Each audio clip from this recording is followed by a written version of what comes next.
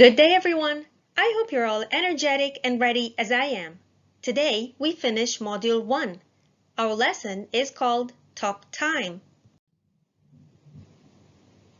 Our learning objectives today are: number 1, learn 4 new words. And number 2, read a text to classify 5 statements. As you all know, you should have your books ready and open. The student book should be on page 17 and the workbook should be on page 12. All right, let's start our lesson by asking this question. What is this place? Can you guess? Yes, that's right. It's a book fair. It's a book fair. Now let me ask you one more question. Have you ever been to a book fair? Well, I have, and let me tell you, it's a lot of fun. You get to do and see a lot of things there. It's an amazing place. Okay, let's start our new words while taking a tour inside the book fair. If you walk around the book fair, you'll find a publisher marketing for the latest book. What do we call him? A publisher. Very good. As you walk around as well, you would find a lot of book stands. A lot of book stands to choose from whatever you like. What do we call these? Stands. Very good. And if you're lucky, you could find authors sitting to sign their own books for the fans or maybe even for you. As you walk around the book fair, you'll be able to choose among a big variety of literature books. Literature with all its kinds, whether it's drama, poetry, fiction, or even real stories. Now let's take a second to look at each word in detail.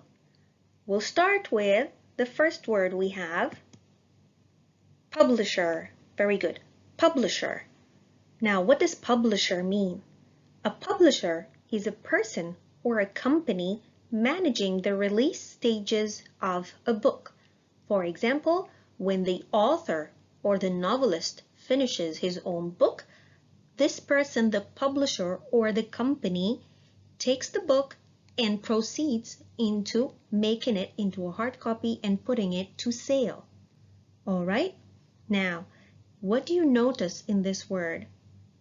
Very good. We see the SH. And how do we say the SH? Very good. Sh. So let's repeat the word together. Repeat after me, please. Publisher, publisher, publisher. Very good. Now, what else do you notice in the word? Yes, that's correct. The ER. Yes, we all know that the suffix ER that comes in the end of the word changes it. The word publish is the verb, but when we put the ER, it changes its meaning to the doer, and so it becomes a noun. Very good. So the word publisher is a noun. Very good. Now let's try putting it in a sentence. Well done. The publisher is managing my new book release. The publisher is managing my new book release. Very good.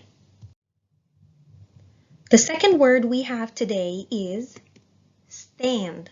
Now, what does it mean? As you can see from the picture, it means a piece of furniture used for selling things. A piece of furniture used for selling things.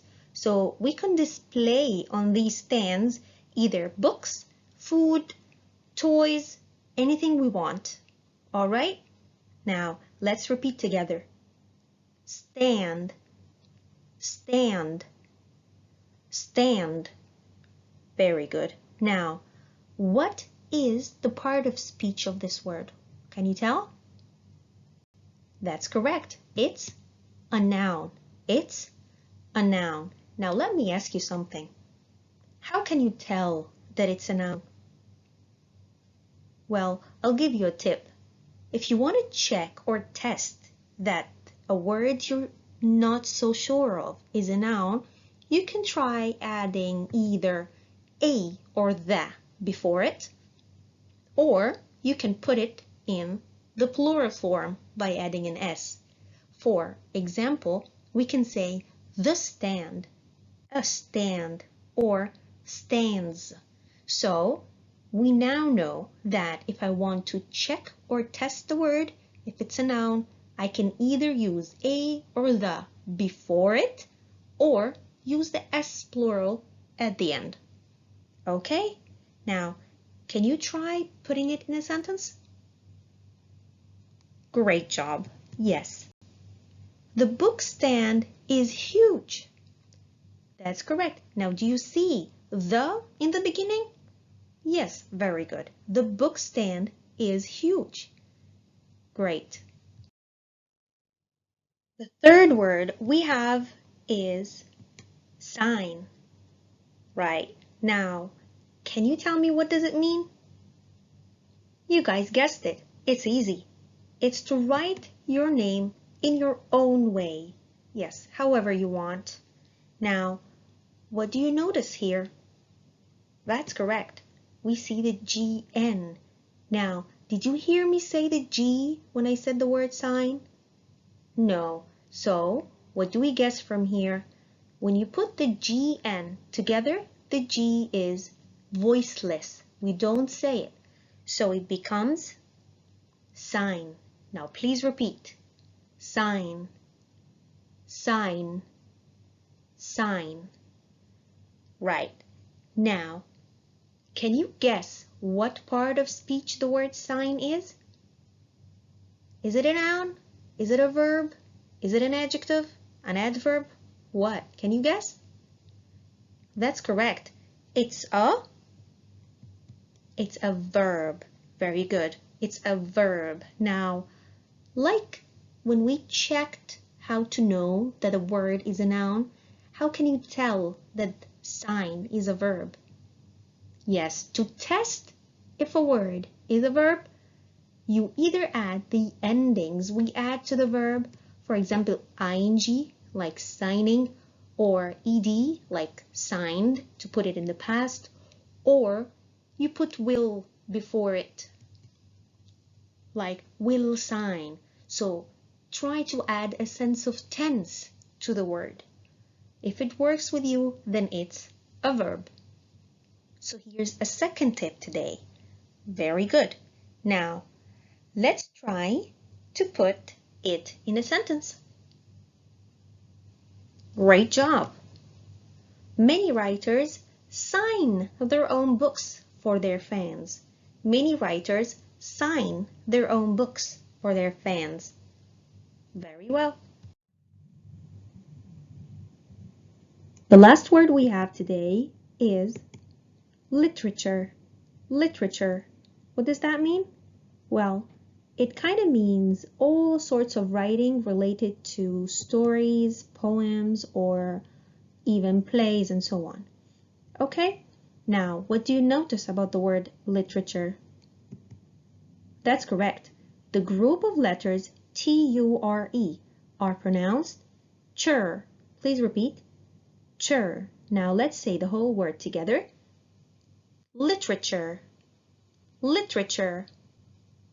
Literature. Very good. Now, what else do you notice? That's correct. The same group of letters, T-U-R-E, is a suffix giving the word the function of a noun.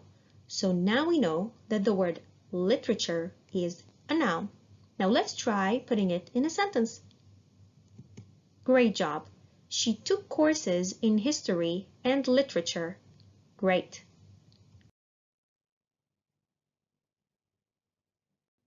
Let's check our understanding. Read and complete the sentences using the words in the box. Now, the words are literature, sign, book fair, stands, and publisher. Now, I'd like for you to pause the video, read the sentences, answer, and then check later. All right, let's see. Number 1, the market is filled with all kinds of food stands. Number 2, I must sign the contract before moving in the house. Number 3, the publisher attended my book reading reception. And number 4, I like to read books in history, science, and literature. Very good. Excellent job, everyone. Now, let's move to the student's book, page 17, exercise number 2. Do you know anything about the 2 book fairs below? Read and find out. Now, I'd like for you to pause the video, read, and underline what you know. All right. For me, in the Doha International Book Fair section, I already knew that visitors can find books in Arabic, English, and Chinese, and many other languages. And for the Frankfurt International Book Fair, I already know that the book fair opens its doors to anyone who loves books. All right. Let's move to exercise 3 on the same page. Read again and write D for the Doha International Book Fair or F for the Frankfurt International Book Fair. Let's take the first statement as an example. More than 50,000 people visit this fair every year. Now, what is the keyword that I'm going to look for in the text? That's correct. It's the number 50,000 people. Now, did you find it? Great job. There, more than 50,000 people visit to see all the new books releases. Now, where is that? Yes, that's right. It's in the Doha Book Fair. Very good. Now, we're going to finish the rest, but I need you to pause the video first, complete, and then check later. All right, let's see. Number 2, the fair takes place in October. What's the keyword? October, so the answer will be F. Very good. This fair lasts 5 days. What's the keyword? Yes, 5 days, and the answer will be F. One more time. Number 4, anyone can visit this fair at the weekends. The keywords are visit and weekends. Very good, and the answer is, again, F. Number 5, can you find books about school subjects? The keywords are school subjects, and we can find it in D. Very good. I'm so proud of you, everyone. Great job. Let's move on. As you've been reading the text, you must have come across words that are new to you and tried to guess their meaning through the context. Well, today we're going to try something different. I need you guys to move to the workbook, page 12, exercise 1. Read the texts in activity 2 in the student's book again. Look up the words in bold in a dictionary and write their meanings below. Now, here's the tip. Look up unknown words in a dictionary. There, you can find a lot of useful information about a word. For example, the pronunciation, word class, like is it a noun or a verb, etc. Also, you can find the meaning and example sentences. So, our 4 words are, number 1, worldwide, number 2, displays, number 3, exhibit, and number 4, variety. Now pause the video, look them up in the dictionary, and come back to me.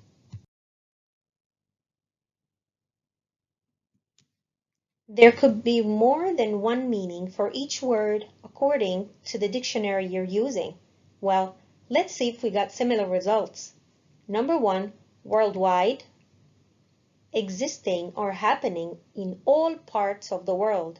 Number 2, displays, to arrange and show a collection of things for the public to see.